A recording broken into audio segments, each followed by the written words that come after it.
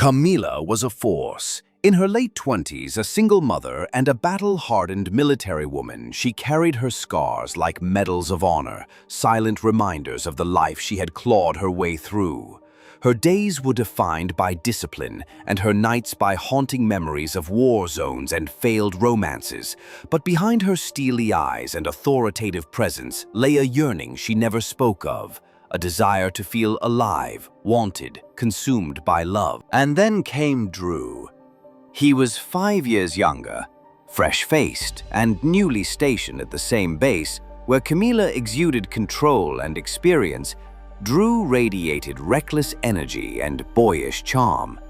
Their connection was instant, explosive even. What began as a playful spar during a training session turned into shared laughter at the mess hall, followed by stolen kisses beneath the barracks' shadowed corners. Camila tried to resist. She was older, a mother, a woman who had seen things Drew couldn't yet fathom. But love, or something like it, doesn't always wait for permission. Soon they were inseparable. They paraded their love across social media, pictures of Drew lifting Camila in the air, her laughter caught mid-flight, a video of them dancing in their uniforms to a trending song, lips brushing under neon lights. They were enviable. #couple goals to strangers who scrolled past their feeds, blissfully unaware of the storm building underneath. Their chemistry was intoxicating. Love was sweet, like in Tokyo. As Camila often whispered into Drew's ear, a phrase from a night they shared under fireworks in Okinawa. He tattooed the words on his ribcage close to his heart. But love, true love, is never just sugar. With time, Drew's youthful exuberance became a slow burn in Camila's chest. His wide-eyed wonder that once charmed her began to feel like naivete. He wanted long walks, endless cuddles, and plans for the future. Camila wanted edge, danger, the kind of thrill that wrapped around your throat and dared you to breathe. She needed more. It started with flirtations, innocent if you asked her. A smile here, a drink there, and then, like a switch being flipped, Camila began seeking out the dark corners Drew couldn't reach. Her late-night missions turned into weekend getaways she couldn't explain. Her phone buzzed with messages she never opened near him. And Drew noticed. He didn't confront her, not at first. He scrolled endlessly through her social media, looking for clues. Every selfie analyzed, every caption dissected, every tagged location examined with the precision of a sniper's eye.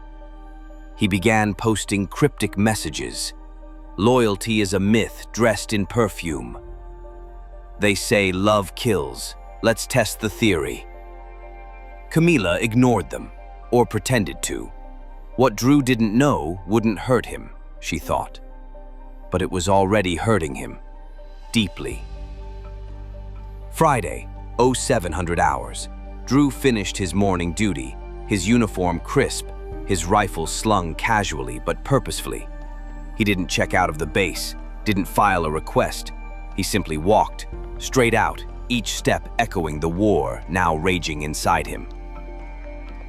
Camila lived just 15 minutes from base, a modest bungalow in a quiet neighborhood where mothers sipped wine at 4 p.m.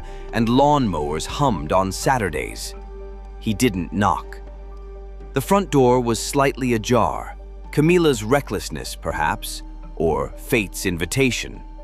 Inside, the air was thick with something foul, sweat, perfume, and betrayal. She didn't hear him enter. He stepped quietly across the hardwood floor, the weight of his rifle growing heavier with every footfall. From the hallway, he could hear her voice, soft moans, giggles, gasps, the unmistakable rhythm of bodies in motion. In the living room sat a man, shirtless, cocky, scrolling through Camila's phone like it belonged to him, a beer in his hand.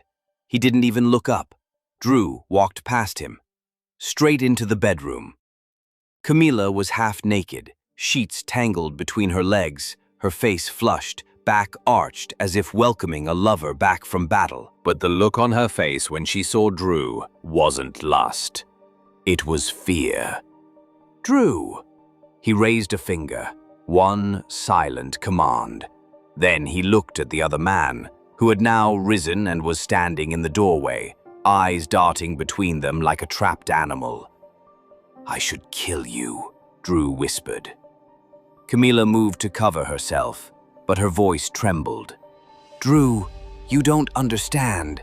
"No, I do," he said, lifting the rifle. Everything was slow after that. The lover lunged. Camila screamed. A struggle erupted in the hallway. A gunshot rang out, then two more. The neighbors heard it. Birds scattered from the trees. A child cried from the house next door. When the police arrived 20 minutes later, they found Drew on the porch, calm, covered in blood, the rifle beside him. He didn't resist, didn't speak, just stared at the sky like he was counting stars in daylight. Inside, Camila was alive, but barely. A bullet had grazed her side. The other man, however, lay still, lifeless. The media frenzy was instant. "Lovers' quarrel turns deadly," the headlines screamed. "Military romance ends in bloodshed." Everyone had a theory. Camila was a seductress. Drew was a psychopath. Their love had been doomed from the start. But only Camila knew the truth, that her hunger for danger, her thirst for intensity, had unleashed a monster in the man she once called her soldier. Months passed. Drew was court-martialed, dishonorably discharged, and sentenced to life in prison. His social media, once filled with love and laughter, became archived evidence. His cryptic posts turned into prophetic warnings. Camila survived, physically, but she never posted again. No more pictures, no more dancing, no more Tokyo sweetness. She left the military, disappeared from public view. Some say she moved states away, started over with her daughter, changed her name. But sometimes at night, she dreams of Drew, of his hands, gentle and furious, of his eyes brimming with devotion and wrath, of love that burned so hot it consumed everything, and in the silence, when no one's watching, she wonders, was it love, or was it always murder waiting for a moment?